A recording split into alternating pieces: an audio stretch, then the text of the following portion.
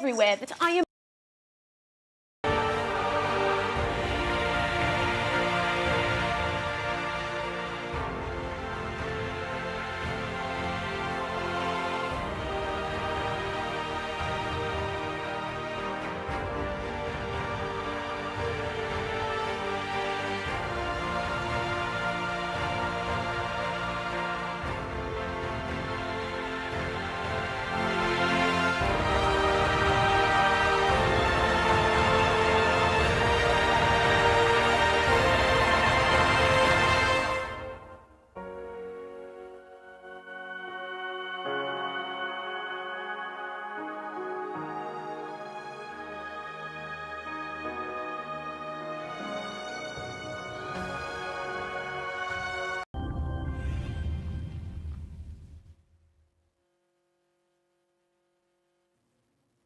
Welcome back to Hens Sports Night. I'm Kate Zincone here with Gabby Frazier. Yankees' Aaron Judge was reactivated from the injured list earlier today after suffering a right hip strain. And as the last place team in the American League East, they definitely need him in the lineup. XFL star Jacor Pearson has been invited to work out with the Indianapolis Colts and Atlanta Falcons after showcasing his skills in the new football league. The New Jersey Devils beat the New York Rangers in 7 games, advancing to the second round of the Stanley Cup playoffs. They currently trail the Hurricanes in the series by 2-1. After last night's win, the Lakers are one victory away from advancing to the Western Conference Finals. Steph Curry put up 31 points, but it still wasn't enough for the Warriors. Arsenal and Manchester City remain the 2 top teams and are within 1 point of each other in the race for the Premier League title. Now moving on to Delaware athletics, the University of Delaware softball team is CAA regular season champions for the 2nd year in a row and will head to the CAA tournament this week as the #1 seed. The men's lacrosse team won the CAA tournament in regular season. They will face Marist tomorrow night in the first round of NCAA tournament. After making a run to the quarterfinals last year, expectations are high. Up next is Tony, here to share his top 10 plays of the season. Oh, I'm back, Tony. Top 10 plays of the whole season. Here we go right here with number 10. We have this magnificent hockey clip right here. As you can see, he takes it all the way coast to coast that they sing in basketball. Number 9, we have this beautiful lacrosse clip. Look, he puts the ball behind his neck. That's a Harry Houdini move if I ever seen one in person. Look, us behind him. He couldn't even know. Number 8.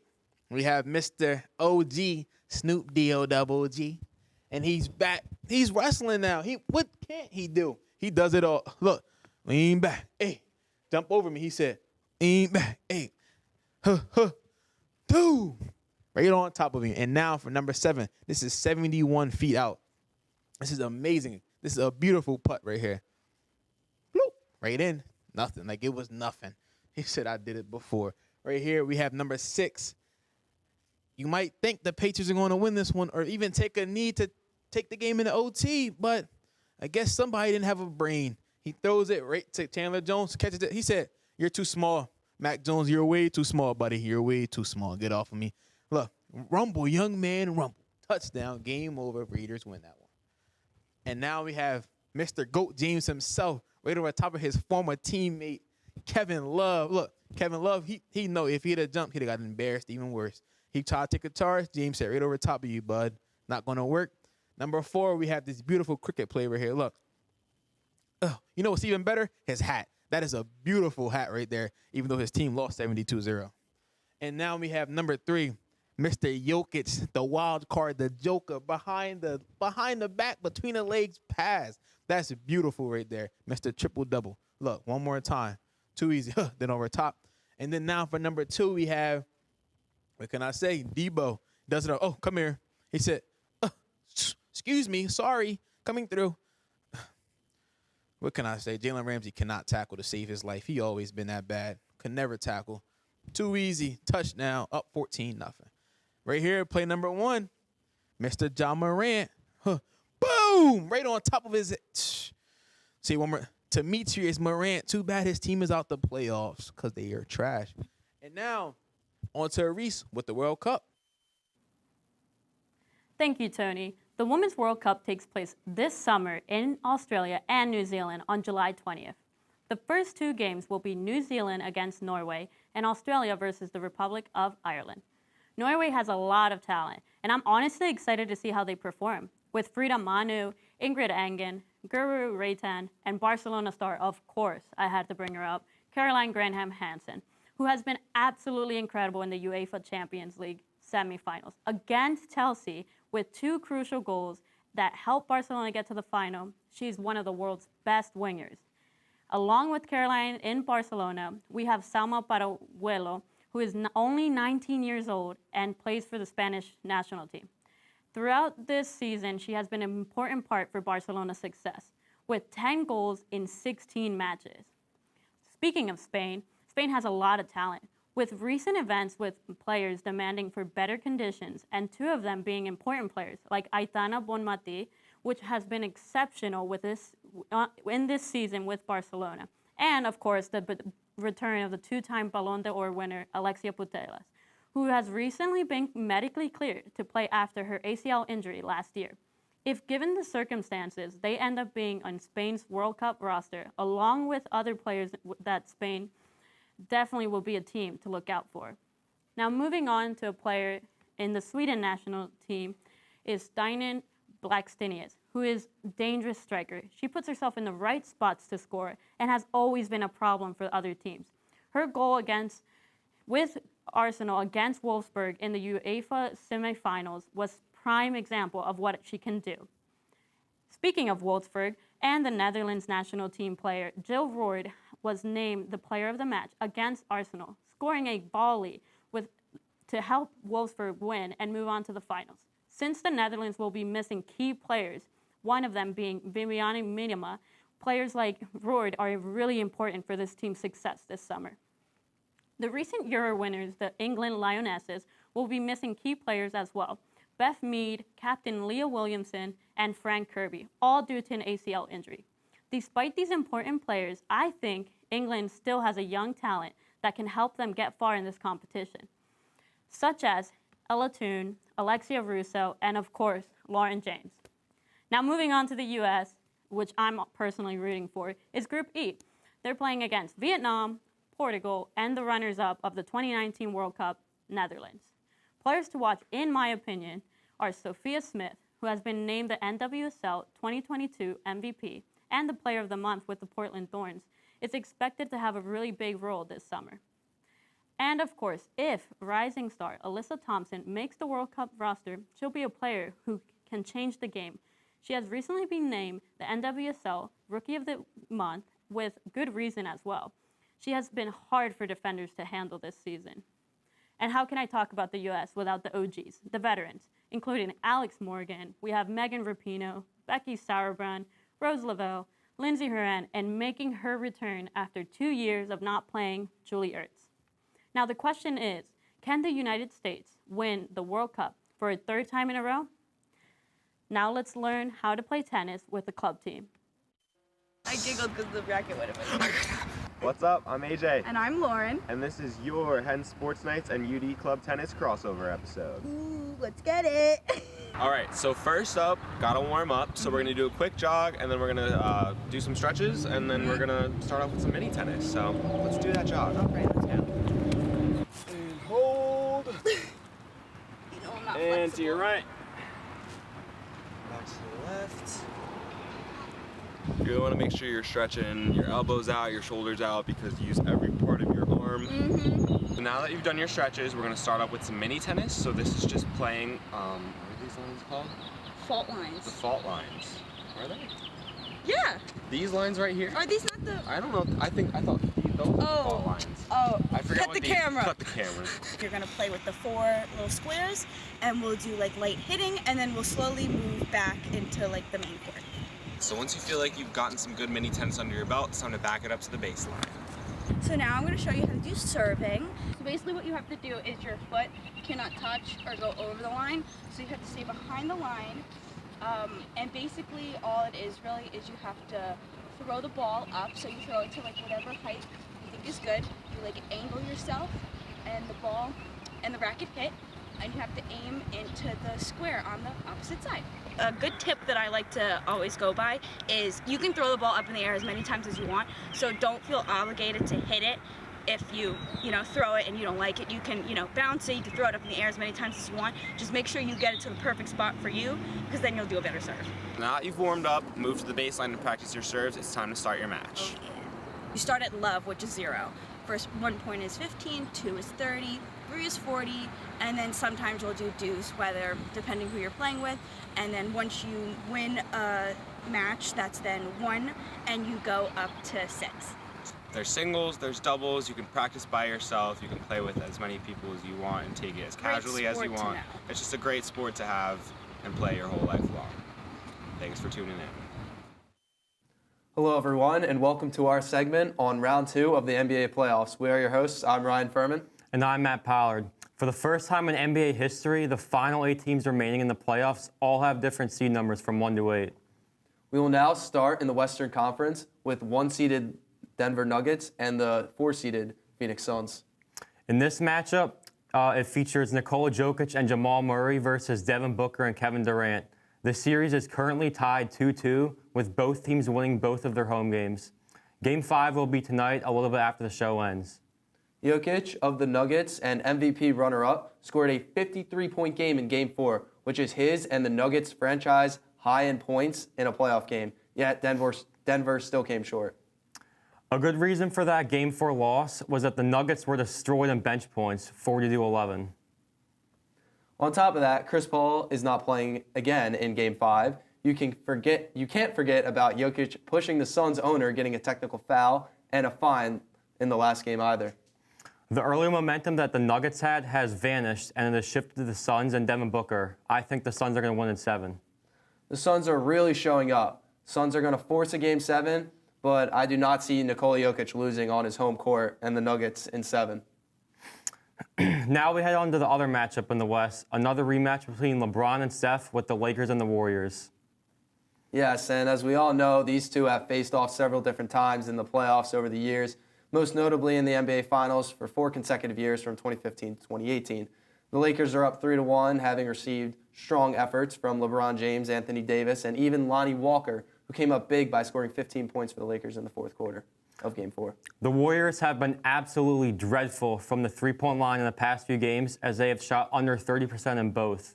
While Steph Curry has and always will be solid, Klay Thompson and Jordan Poole have simply gone cold.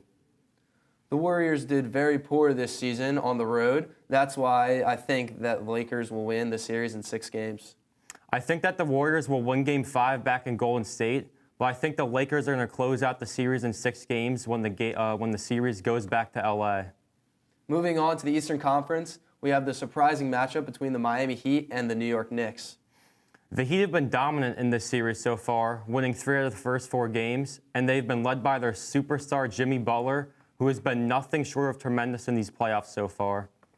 Key players Tyler Herro and Victor Oladipo battling injuries, but still guys like Bam Adebayo and Max Strus have been helping Miami thus far in their second-round series. My key takeaway from the game last night was the offensive rebounds, where the Heat were able to get 13 of them.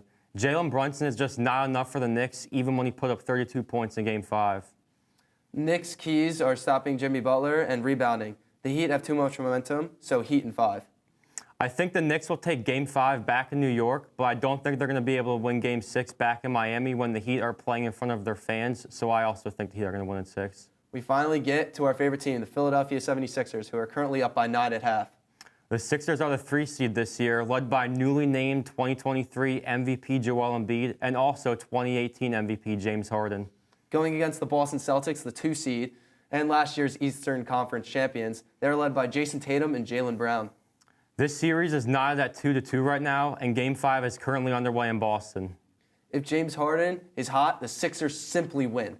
Both wins, he had 45 and 42 points. I 100% agree with you, and Joel Embiid will simply be dominant and be a solid factor in each and every game. However, guys like Tyrese Maxey, Tobias Harris have to step it up. Jaylen Brown is a problem, even more than Jason Tatum during the series. However, the Celtics are the first highest scoring offense during these playoffs, and all of their guys are able to score the basketball. Whether it's Al Horford, Marcus Smart, Derek White, Malcolm Brogdon, or even Grant Williams. What are your predictions for the rest of the series, Matt?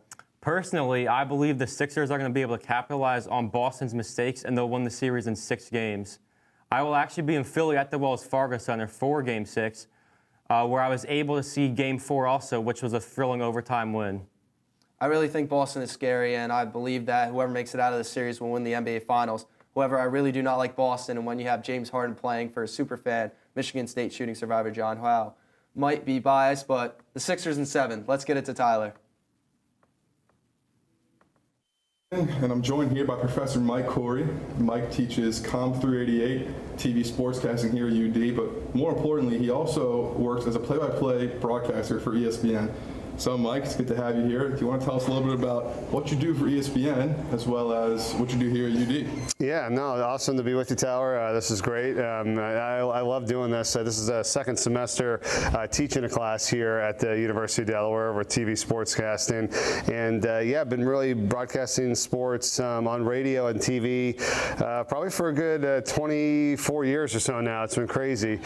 Started here at the University of Delaware doing play-by-play on the radio for Delaware football and basketball, and then did a little bit of TV on the side for many years, and then about 2011 finally got on to ESPN, and I've also worked with NBC and been working with them for a good 12, 13 years now. It's amazing. So put me in that headspace. You know, you get the job at ESPN, now you're thinking to yourself, you know, I think I want to teach too. So what made you want to get into that space with teaching and also working full-time at ESPN? Yeah, I mean, it was probably during like the COVID year that, you know, we didn't have any games and things were slowing down, and I was, you know, kind of hanging out for the most part, to be honest with you. And I said, I got to come up with something else to do. And over the years, there's been like a lot of people that have either reached out, emails, calls, whether they found me through something or I met them or a friend of theirs suggested they contact me about, you know, getting involved in the business and just want to get some advice. And I didn't want to go and create something like on the internet, you know, with like pay to, you know, give advice or watch people's tapes. And I don't really have like all the time for that, you know, and it's a lot, you know, I mean, but I was like, wait a minute, you know, I would like to teach. I mean, I always kind of thought about it, you know, and one of my buddies who I work closely with teaches up in Massachusetts, and he's like, no, you'd be great for that. He's like, you got to, you know, look into that. It could lead to a lot of things. I think you'd really enjoy it. And I said, yeah, it's a good idea. So I reached out to the University of Massachusetts where I went to school, and then here at Delaware since I was working here for a long time doing games, and it worked out. I told them what I wanted to do, and they said, yeah, no, we could definitely use that in our comm department. And I figured, you know, with the years of experience and stuff that we could bring to the table and advice from people, you know, that I've come in contact with, I thought it'd be great. So second year, 18 students like yourself in this class, and had 18 in the last semester. And I can say, you know, being a student in your class, all the insight you bring to the class just from working in CBS and ESPN, it's definitely very insightful. Thanks. Thank you. So next question, kind of a basic one. What is your personal favorite sport to broadcast? You know, they're giving you assignments. What's the one that you get and you're like, yes? Yeah, I mean, my favorite is basketball. I don't know. I really like doing the games. There's a lot of them, but you know, it's a little bit easier to prepare and get ready for them. And I love football. I love doing games of football, but you know, you're looking at 3.5, 4-hour games. I know it's only once a week, but there's just a lot more that goes into it, and it's just a little bit harder to navigate. I feel like, you know, whether you're talking to coaches or players. Basketball, it's all kind of one level playing field, really. Division I, like 363 teams. Everybody's got a chance to win their conference tournament. Everybody's got a chance to go to the NCAA tournament. I know a lot of the coaches. I'm very familiar with the places we go to. It's 2 hours. It's you're at midcourt. There's 5 guys on each team. It's just a little bit easier. I really enjoy doing basketball. And then lacrosse. We do lacrosse in the springtime, and I've been doing that for many, many years. So, but yeah, basketball is probably my favorite. Wow. So, you know, when you do those basketball games, I'm sure it's great to meet the players and meet the coaches and be part of that atmosphere. So, I heard you mention you went to UMass. You also got your first job here at Delaware. But how did you get into the sports broadcasting industry? You know, what was your almost step-by-step process? Yeah, I mean, I was kind of fortunate. I just felt like I knew what I wanted to do. Like growing up, it was probably like 9th grade. I was like, yeah, I want to be a sportscaster. You know, so we didn't really have anything at our high school or anything to get involved with. But I followed around a couple times some people at a local radio station, and I just, you know, I kind of practiced it, pretend, you know, watching games and stuff. But I knew I needed to go to a college that had like a sports station and TV and newspaper that I can get involved with. So UMass had that 40 minutes south from my house in Brattleboro, Vermont, where I grew up. And I just did. I went right there, went right to the student radio, TV, newspaper, and worked on that for 4 years and got all my experience there, and was very fortunate to get this job after school. Yeah, I mean, hey, listen, it worked out great, huh? Yeah. So, in your illustrious career, what has been your proudest moment so far, Mike? There's a lot. There's a lot of games, a lot of places I've been, a lot of people. I mean, it's really about the people too. I think we've all kind of come to this after years and years. You're not always going to remember every single game or place you went, but you know, how about the different people that you've come across? I mean, and there's been a lot of great ones, and I've made a lot of great friends. I've been fortunate to do the Olympics, so you know, I can't say that that's not, you know, probably some of the highlights. Going over to Torino, Italy, as one of my first ever Olympics. Vancouver, I was there. Was able to do 3 other Olympics, but from the studio at NBC on TV. So I wasn't able to go to the site, but we did all those games. Field hockey, speed skating. So I've done a lot of that stuff. And then here, when I was at Delaware, I got to call a national championship game in 2003 when they won the now FCS national title in football. So that was a fun season. So there's been a lot of great memories. Yeah, some really big moments there. I'm sure you feel really proud. So a couple more questions. What are some future goals and aspirations you have, you know, either as a teacher, sportscaster, you know, as a father? Yeah. No, I mean, teaching, I'd love to keep going with this and ultimately, you know, work with the students like yourself to get onto games that Delaware produces and airs, you know, whether it's online or on TV and stuff like that. So and building this department and growing this comm department, you know, along with everything else here to really become like a breeding ground for students to be able to get on and get professional jobs. So I'm looking into that. We're just getting started, which is awesome. So that, I have a 4.5-year-old daughter who's been great. Love being with her and helping, you know, to help her grow and learn and down the road. Yeah, so that's going to be fun. And then it's a full-time job. Yeah, it is a full-time job. Looking forward to her coming to some games down the road. She's like, "Are you going away, Daddy, this weekend to talk on the microphone?" I go, "Yeah, I'm on the microphone." So she knows. But then professionally, like, I love what I'm doing, but I'd love to do some professional sports. Like, I haven't really done pro sports. It's been all college, high school. NFL would be a dream job there on TV, and then NBA on TV, and then, you know, maybe someday the NCAA men's basketball tournament, since I love doing basketball. But a lot of that stuff's on CBS and Fox, and, you know, I'm on ESPN and NBC, so it all depends. Well, that's funny you say that. You actually just answered my last question, was where can we watch your games? Yeah. Yes, yeah, on ESPN. Yeah, ESPN.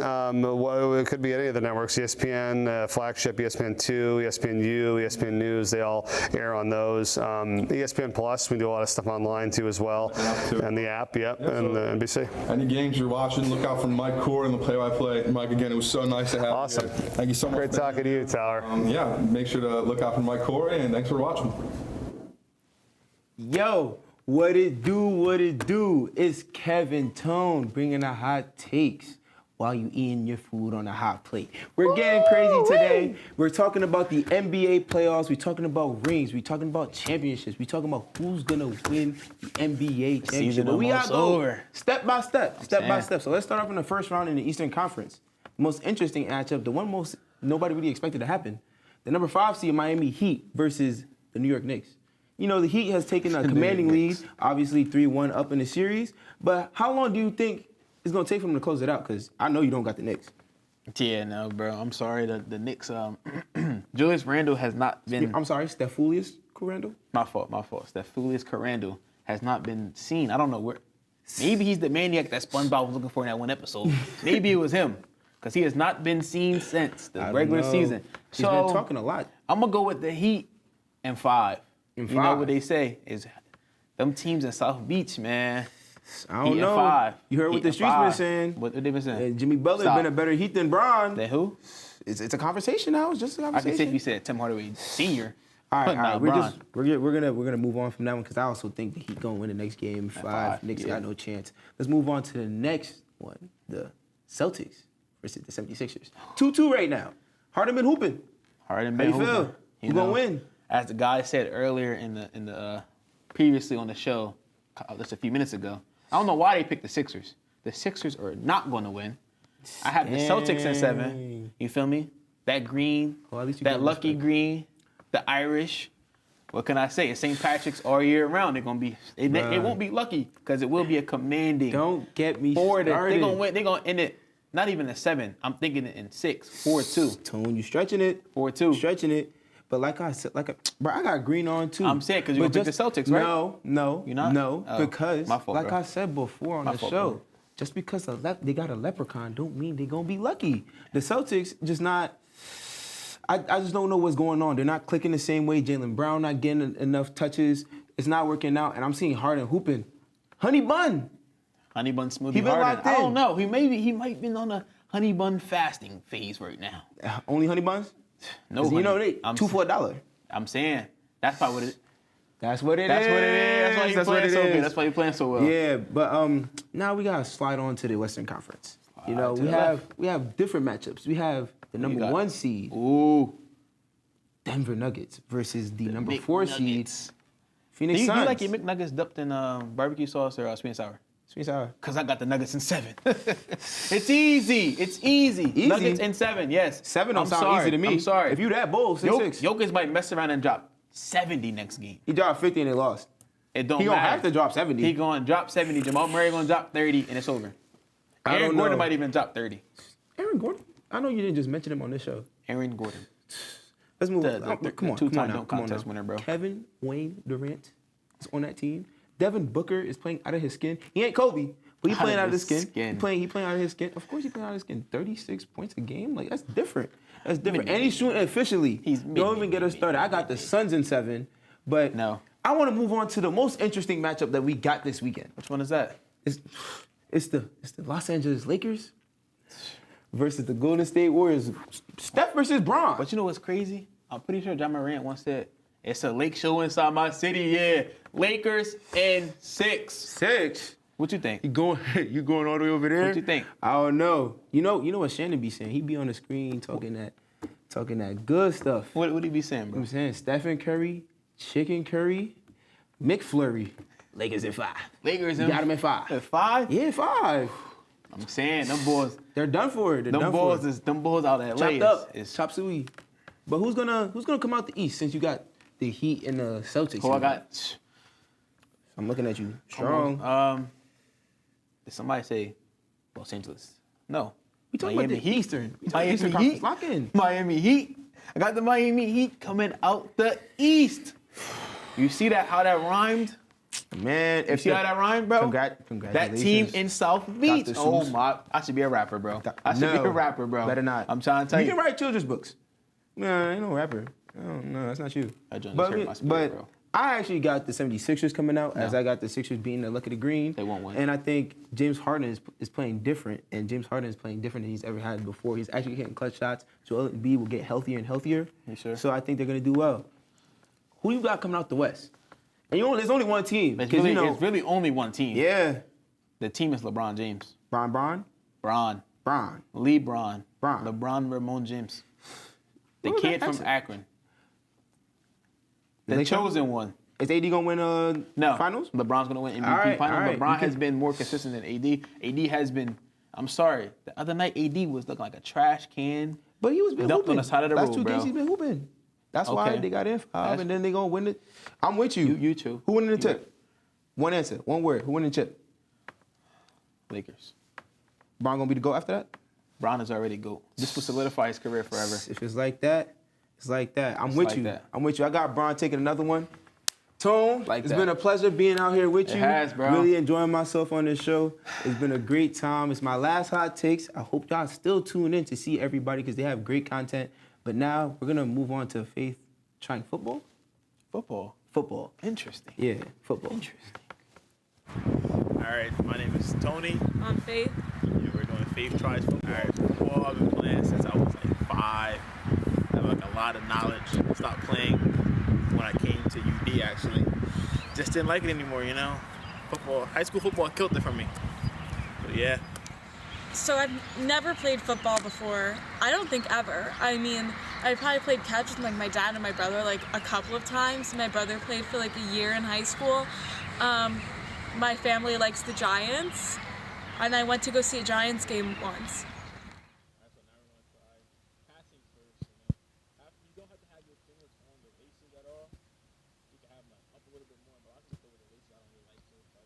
Is there any way like my finger should be, or no? Just like spread out. Yeah, it could be spread out. Well, Okay. like, just throw it like that. Wasn't too bad. Go down. And then go straight. Yeah.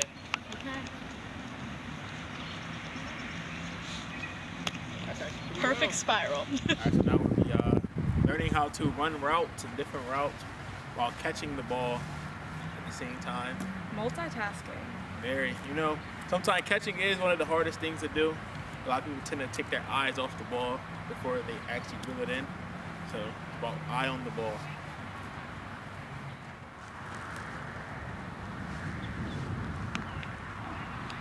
Almost.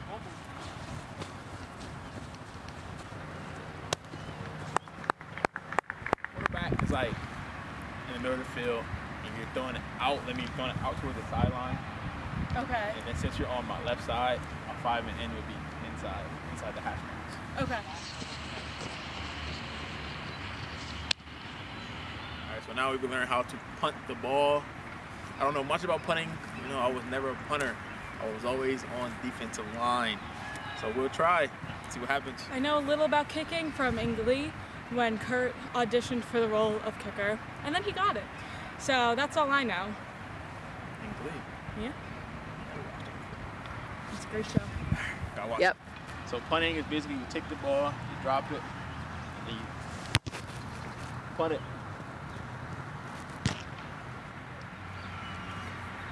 Okay. Wasn't a special I guest. played soccer, so I probably will be good. I think it's a little blurry.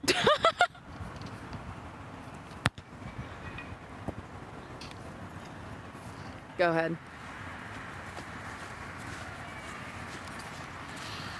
This one goes a lot higher.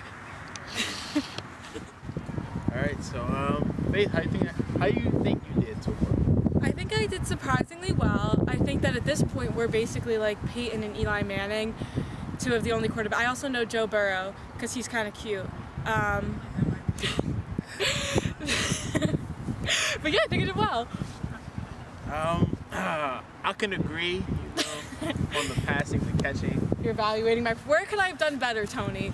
Help me for the I future. would Help say me to improve. The punting was Yeah. punting was He's a little rough. kind of not terrible, on the next level of terrible, which is awful. No. Yeah, terrible. Mm-hmm. No, it actually wasn't terrible. It was actually pretty good. Yes. You just have to maybe cleats next time. Cleats will actually do the Yeah, job. the Converse weren't really cutting it. Yeah, I feel like cleats will help you punt the ball further. With cleats, I would have been perfect. I'm saying it'd have been looking like it's a nice punter. I don't even know. Punter number 8.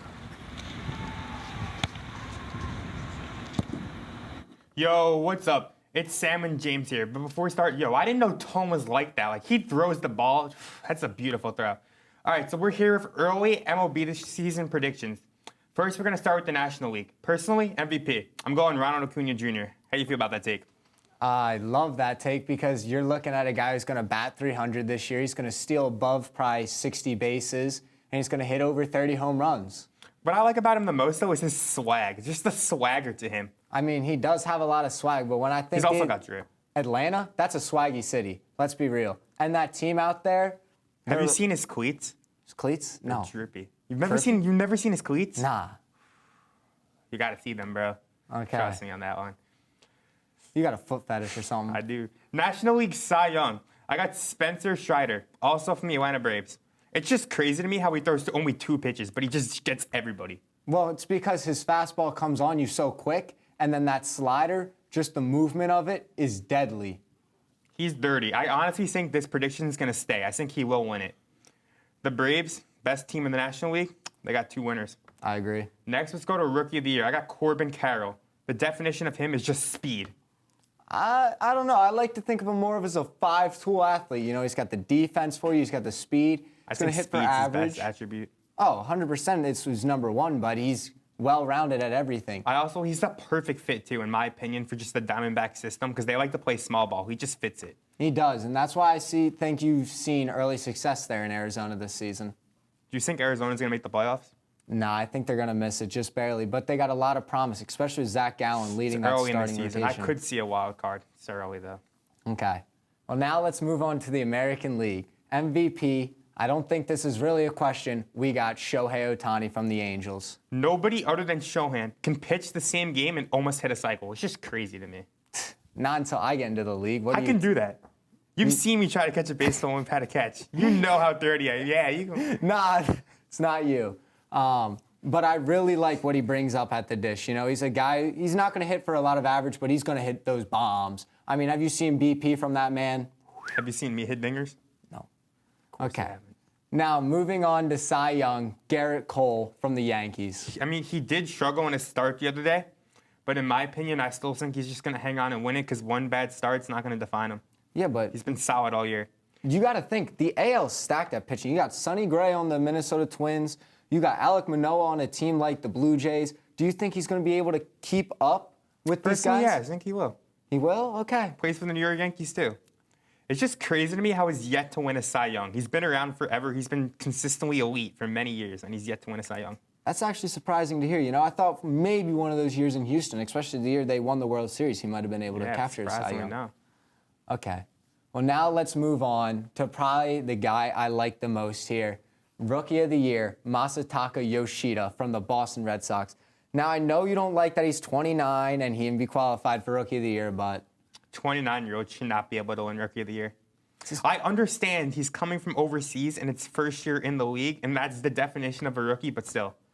I think, though, one thing you got to look out for if you're a baseball fan is there are a lot of these guys coming over from Japan that can really hit the baseball.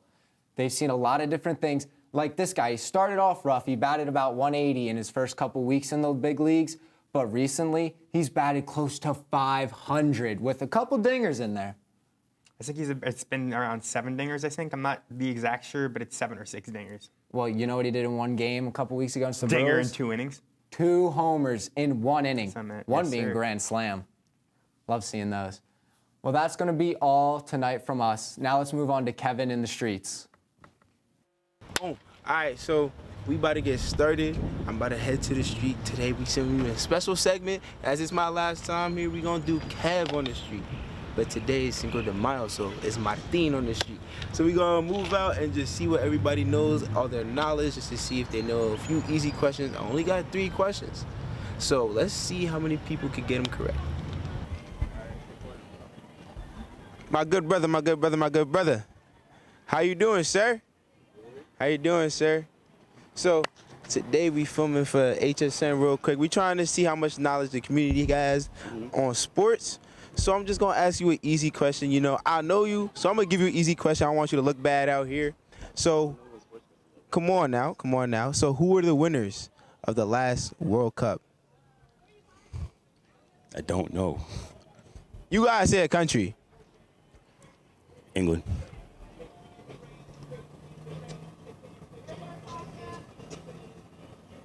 It's not. No. Spain. Gavin. All right, good, good, good. We got another person out here. We just trying to test everybody's knowledge, basic sports knowledge. It's nothing crazy. So I'm gonna give you a simple question. Can you name all the teams still in the NBA playoffs? All right, the teams in the NBA playoffs.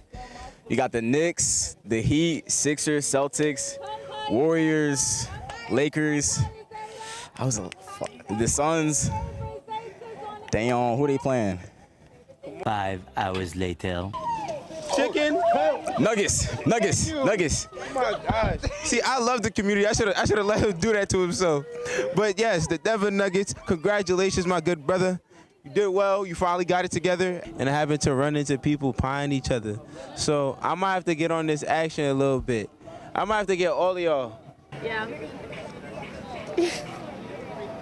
Mike is very crazy. Anniversary, y'all. On my prayer night. Scuba daddies in the fin, that's the way of life. And make them fuck Out of love. Oh. I'm not gonna lie, guys. I'm a little scared. I think she's gonna get me for that.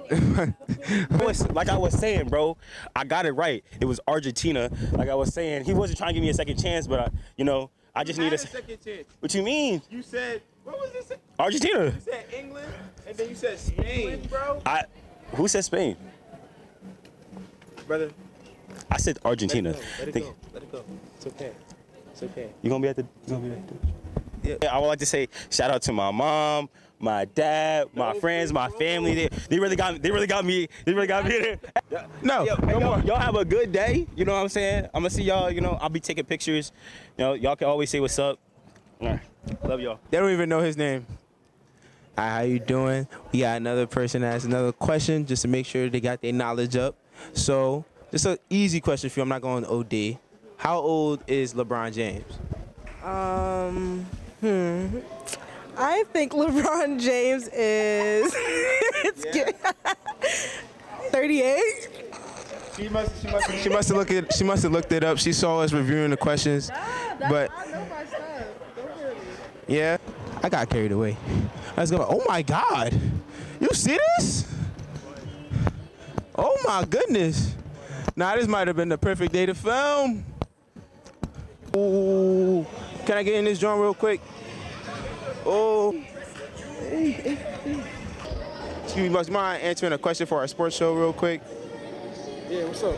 Yeah, so we here. What's your name? My name Alex. All right. Who are the last winners of the World Cup? The last winners of the World Cup. Woo! Damn, Qatar right there. Oh yeah, Argentina. Yeah, there we go. There we go.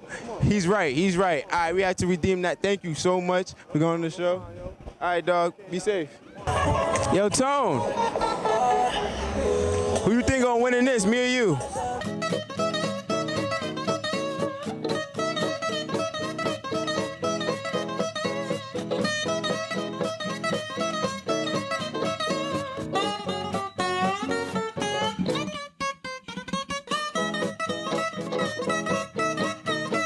Let me see this, John. I think I won because I got it closer to the bullseye. You know, Tone got it all over the place and stuff. But I think I got it on the thing. So what y'all think?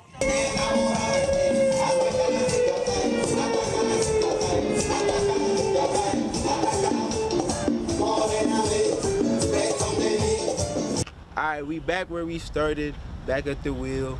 I want to thank all of y'all for giving me this opportunity to be a part of Hens Sports Night, and I hope y'all have a good one. See you. That was awesome, Kevin. I'm Andrea Plumser, and I'm joined by Delaware baseball starter Jose Armando Diaz. Jose, thanks so much for coming tonight. Thank you guys for having me. Yep. So you are originally from San Juan, Puerto Rico, and just transferred from Mercer County Community College, which is actually right by my hometown. Can you take us through your baseball journey and how you ended up at Delaware, of all places?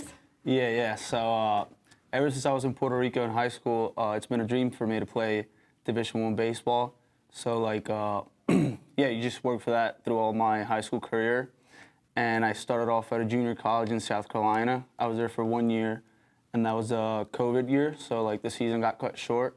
I went back home, and my brother actually had gone to Mercer County Community College, so I talked to the coach there, and I just went there for those 2 years. And then last year, actually, I knew it was my last year in Mercer. I was trying to transfer, and in the fall, we actually came here and we played Delaware.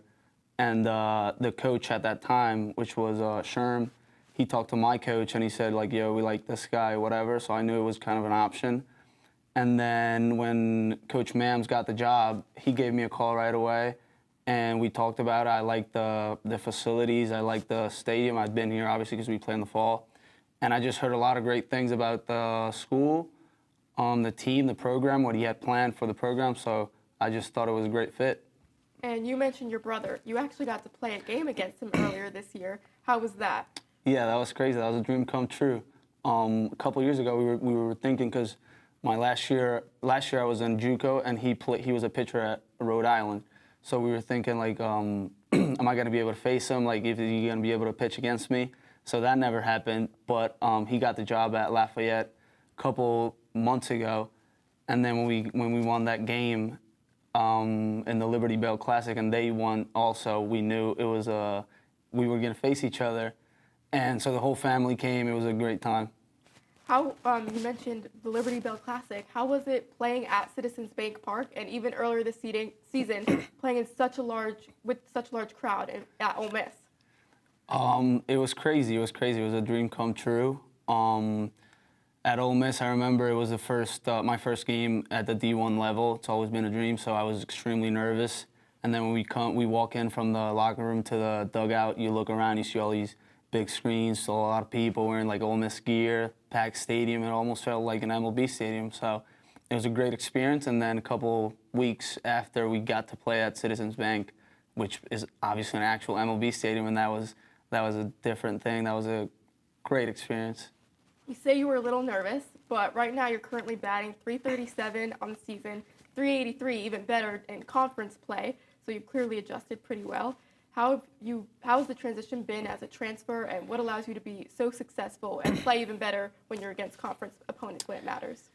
Yeah, it's the transition has been fine. I think the teammates have helped me. They've walked me through. We have a couple JUCO guys, so they've kind of like talked to me about like the difference of the game and whatnot. But at the end of the day, I think it just comes down to the game. Like baseball, it's just baseball. I just work on my swing, work on my stuff, and I think it's just gonna all play out how it should play out. But at the beginning of the season, I was not doing good. I was struggling a little bit. I started like 1 for 11.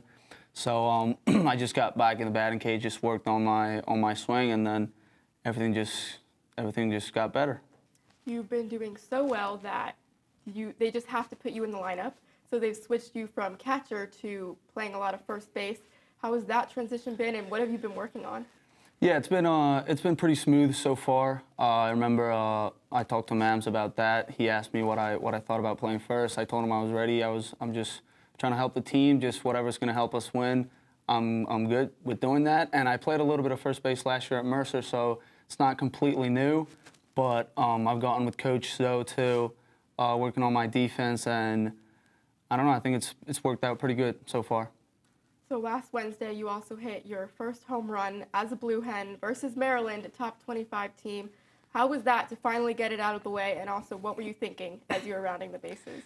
Yeah, that was a crazy moment. I remember JJ hit a home run right before me, and as I'm walking to the plate, I'm thinking like, just the first swing, only the first swing, but I'm gonna try to hit a home run right here. And then I don't know, I just got a fastball down the middle, and I was able to hit it. It was a relief because obviously that's not my game. I'm not trying to hit home runs, but if it happens, it happens, and you're always thinking about it. Like you see, I was the only of the guys that are playing. I was the only guy that didn't have a homer. A lot of the guys gave me like a hard time about it in the dugout, so it was just a good feeling to get it out the way. And what was their reaction like? They were just happy. They were happy for me. Everybody in the dugout started giving me high fives. I don't know. They were just happy for me. They knew I was like thinking about it. They knew I was like, it's been a long time. Like the season's been going on for a little bit. So yeah, I was definitely thinking about it. What has your experience at Delaware been like so far? Clearly, you seem to have a pretty good relationship with a lot of the guys. Yeah, it's been great. It's been great so far. I think it's been way better than what I expected. I think the team chemistry is good. A lot of the guys, I like them. They like me. I think I fit in pretty good with the team. Coaches, I think, are pretty good. They're really good. Like, we get along communication-wise. We all communicate. I just think I don't know, everybody's having fun right now. And you're actually a big fan of the camera, always asking for us to get you some content, and you're even studying public relations. So what do you like about media, and how do you balance that with your passion for baseball?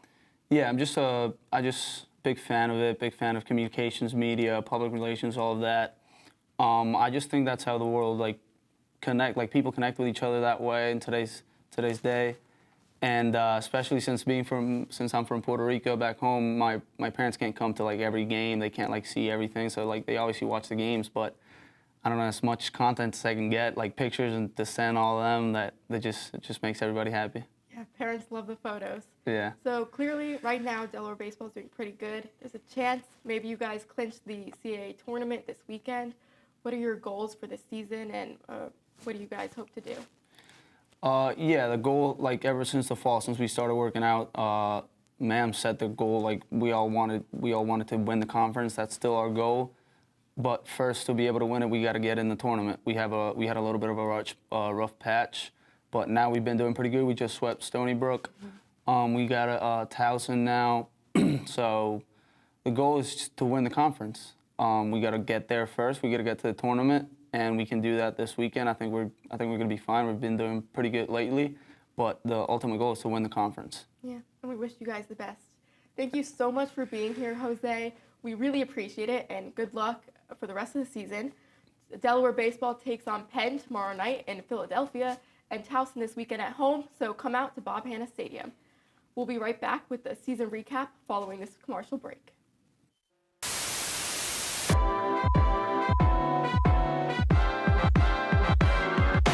49 News starts right now. I'm Emma Schneider here with your entertainment news. I'm Laura Daly here with this week's weather update. We could see the clouds are moving in to the area as the night progresses. I went out to find out what students really think. Let's see what students at the University of Delaware have to say. Here's what you can do to keep yourself safe during this holiday season. Sadly, that is all we have for you tonight on 49 News. It's back. We're back. Hens Sport Night, your University of Delaware sports broadcasting show. That team from Boston, just because they got a leprechaun don't mean they're going to be lucky. How has your experience been playing field hockey here? How magical was the beginning of the season for you guys? Who are you rooting for this World Cup? Probably the USA or Scotland. Watch the play. I don't think I've seen it though. Yeah, you can't guard him. That's not your body. It's her first time in 10 years, so we're like kind of at the same level. Welcome to Real Talk. What is the best Halloween candy? You had to play a song every time you came into the room. What song would it be? This movie's bonkers. Let's get right into that. Yeah. Do you guys like pickles? No. I love pickles. I'm so excited. You see Kanye West as this icon, as this person, and he said some anti-Semitic things. So it's like, how do you deal with it? There's nothing scarier than a student-run television show with an audience of 13. Do you mean bi-weekly? Don't they look stunning? What? I don't want to hold you back. Ow! What now? McKinley! Shut the hell up! Let me just leave these babies here, Ricky, while I head on up to the saloon for the hour. I'm just gonna. I've been your host, Lauren Gapp, and this is the bi-weekly show.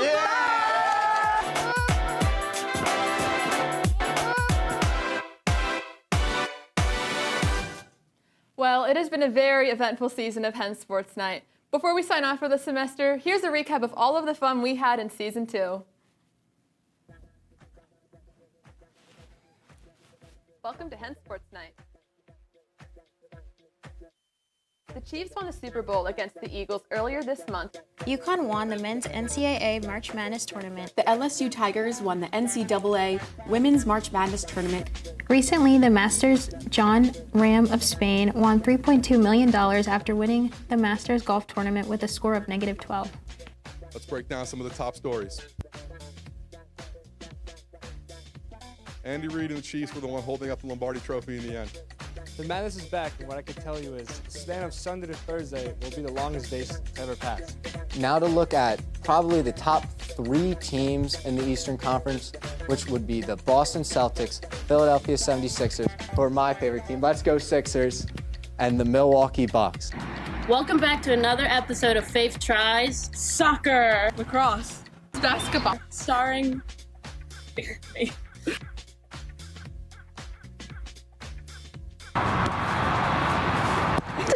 We've recruited a new player to the team, the Wall. The Wall is a lacrosse player's best friend. That was not the bricker. So, I wouldn't call the Wall my best friend quite yet.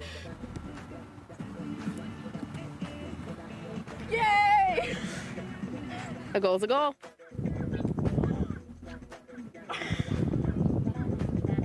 I played basketball in elementary school, and in gym class, my gym teacher called me the layup queen. Holding it same with like the spider fingers like before. Yo, what it do? Back with Kevin and Tony, we bring the hot takes to you.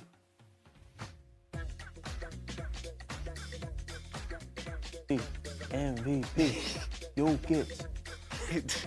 We talk about WrestleMania, Give me hype, bro. baby. Give me hype, bro. Give me hype, bro. You gotta stop, bro. You gotta stop. You know, my low light, I really missed this wrestler. Missed him in a WrestleMania, actually, bro. Damn. He went undefeated at one point. Word. So, like, he is from Death Valley. The Undertaker. Yo, you know? Today, I am joined with Xanthia Sullivan. How do you think being on the cheer team has shaped who you were from when we moved into Reading freshman year? I think it just made me more of like a humbled person, because like being from like a big football background and coming into cheer, it definitely like changed the stereotypes I had of cheer and just being like one side, like, oh, this is like rah-rah on the side of games. And like seeing that competitive side, it kind of like opened up my mind to like other things, like not just cheer, like being open-minded to like other sports, other things. Like even like this show, like I didn't know it was like a whole setup and everything. Like just made me more like respectful towards everything. They made me more open-minded. I'm here with a very special guest off the men's soccer team all the way from Australia, Sam Donnellan. So with all the internationals, with all the cultures, how is it sharing all these different, you know, like ethnicities, countries in the same locker room? Is it weird with the language or the, like I said, cultures? Like, how is it for you? I think it's awesome, to be honest. I think last season we had 6 out of the 7 continents represented, other than Antarctica, and it's just really cool just to, you know, communicate with everyone and, you know, see how people react to certain things or go about certain things. And I just always want to learn more. That's awesome. You know, I think another reason why I came here in the first place was because I wanted to travel, and like speaking to everyone from all these countries, it just makes me want to travel more, you know? My name is Chris, and I'm here with Tony for this episode's run of college basketball game predictions. I'll take Kansas on this one. Yeah. I don't really watch college basketball like that, but you know, I used to watch college basketball, and Kansas was always good. So give me Texas. I'm taking the upset. The upset. I'm not taking no upsets. This weekend we will not be upset. We'll be happy this weekend because I'm gonna pick I'm gonna take Kansas. And my favorite game right here, ain't gonna cap. Howard versus Kansas. Yeah, you know, people might think I'm gonna go with Kansas because it's the clear, obvious choice, but I actually like Howard. Like, I'm not gonna lie. Like, I pretty think I'm set on Howard winning. Next we have Northern Kentucky versus Houston. And I'm picking Houston because no way we're gonna have 2 16-1 upsets in the same year. Anything's possible. You know, that's all I'm gonna say. Anything's possible. We will guide you through the entire 2023 men's NCAA basketball tournament.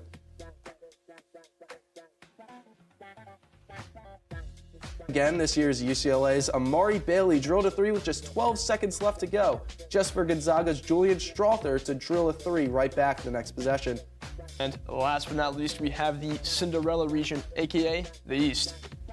2 teams stand out when it comes to this side of the bracket: 16-seeded Fairleigh Dickinson and 9-seeded Florida Atlantic.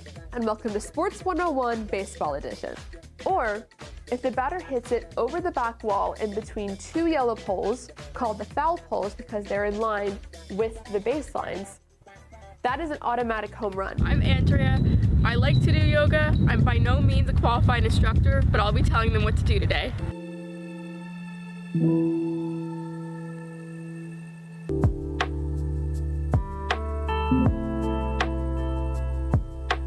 Hey UD, my name's Tyler Jacobson, and everyone always loves to say how much they know about sports. Today, we're putting that to the test. We're gonna ask some UD students sports trivia, see what they know. Bit of a hard question here for you. When was the last time University of Delaware won a national championship?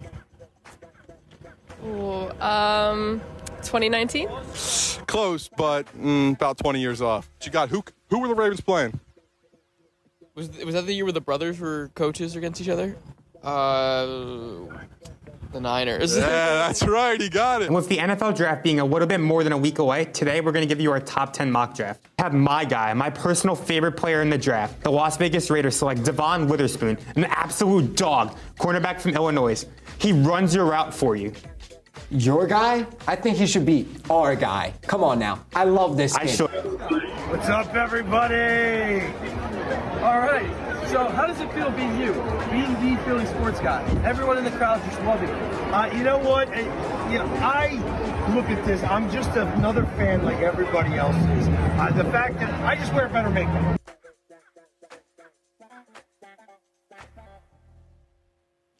Sadly, it has now come time to say goodbye to our seniors, Faith Bartell, Kate Zincone, and Kevin D'Almeida.